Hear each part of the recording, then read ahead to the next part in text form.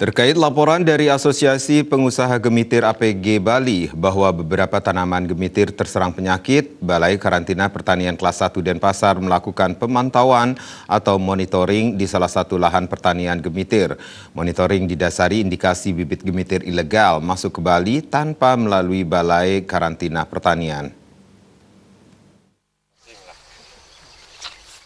Sebagaimana yang tertuang dalam Undang-Undang Nomor 21 Tahun 2019 tentang importasi bibit, bahwa saja wajib melaporkan ke petugas Balai Karantina Pertanian. Setelah bibit pertanian impor diserahkan, nantinya akan ada tindakan berupa pemeriksaan, pelakuan, dan pembebasan. Terkait adanya laporan dari Asosiasi Pengusaha Gemitir APG Bali bahwa beberapa tanaman gemitir yang terserang penyakit, Balai Karantina Pertanian Kelas 1 Denpasar melakukan monitoring di salah satu lahan pertanian gemitir. Monitoring itu dilaksanakan terkait adanya indikasi bibit gemitir ilegal yang masuk ke Bali tanpa melalui Balai Karantina Pertanian. Hal ini tentu telah merugikan para petani, yang mana bibit gemitir ilegal tersebut banyak terserang penyakit dan menular ke tanaman lain. Ketua Asosiasi Pengusaha Gemitir Bali, Agus Ervani Syukur, mengajak kepada seluruh penyedia ataupun pembuat bibit gemitir agar bisa saling bersinergi dengan menjadi anggota APG Bali. Pasalnya, banyak keluhan dari petani gemitir yang menyatakan bahwa kualitas bibit tidak baik. Oleh karena itu, perlu adanya sinergitas dengan menjadi anggota APG Bali agar bisa memberikan tanggung jawab moral kepada petani bahwa bibit yang dijual adalah bibit yang berkualitas.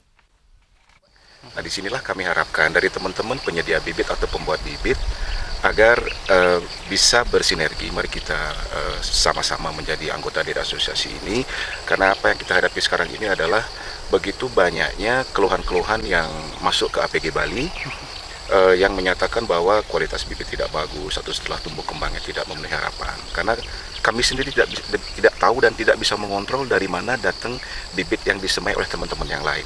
Nah, disinilah kita sebenarnya harapkan sinergitas daripada teman-teman, tidak semata-mata hanya ingin melakukan suatu usaha bisnis dengan menjual bibit yang tidak tahu asal usulnya. Nah, dengan kita mengetahui asal usulnya, akan bisa memberikan sebuah jaminan dan tanggung jawab moral kepada petani bahwa bibit yang kita berikan kepada petani adalah bibit yang berkualitas, yang sudah memenuhi semua unsur dan proses perizinan yang masuk ke Indonesia. Sementara menurut Kepala Seksi Karantina Tumbuhan Balai Karantina Pertanian Kelas 1 Denpasar, Irsan Nurhantoro, para petani diminta untuk berhati-hati dalam membeli bibit gemitir dan wajib menanyakan keberadaan sertifikat pelepasan balaian karantina kepada penjual.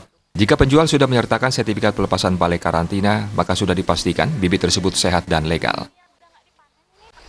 Kalau mereka sudah dinyatakan sehat, baru kita akan melakukan namanya pembebasan, proses pembebasan. Kita disertai dengan sertifikat pelepasan bahwa menyatakan tanaman itu sehat. Bukan cuma itu, pihak karantina kita melakukan juga monitoring. Seperti hari ini kita melakukan monitoring karena ada laporan bahwa ada beberapa tanaman gemitir yang terkena serangan penyakit. Kita melakukan pemantauan, benar nggak ini ada penyakit. Yang seperti yang dicegah, seperti yang direkomendasikan dalam surat izin pemasukan itu. Setiap surat izin pemasukan itu ada rekomendasi. Rekomendasinya itu adalah menyebutkan apa yang patut dicegah. Karena kita nggak punya. Kalau kita punya, itu sudah termasuk OPT biasa. Tapi kalau nggak punya, kita harus cegah. Jangan sampai masuk ke Indonesia. Kenapa? Karena kita nggak tahu. Penyakit ini kan nggak cuma menyerang kepada gemitir. Bisa saja ke tanaman lain, ke tanaman budidaya yang akan mengganggu ketahanan pangan kita. Jelas untuk benih-benih yang ilegal itu jelas melanggar Undang-Undang tahun 2000. Dulunya Undang-Undang nomor 16, tapi sekarang kita sudah ubah menjadi Undang-Undang nomor 21 karena ada kewajiban itu. Dan di situ pun sanksinya sangat berat. 3 tahun penjara atau 3 miliar dendanya. Seperti diketahui, keberadaan bunga gemitir di Bali sejauh ini masih dipakai untuk keperluan upacara saja. Untuk itu, APG Bali mulai berinovasi dengan membuat minyak dan teh dari bunga gemitir. Selain itu, APG Bali juga sudah mulai membuat tepung dari bunga gemitir, yang mana ini menjadi sebuah tantangan. Bahwasanya, ada perusahaan yang meminta tepung dengan menyediakan sekitar 5 ton bunga gemitir kering yang sangat cocok untuk pakan ikan hias. Tim Liputan Bali TV.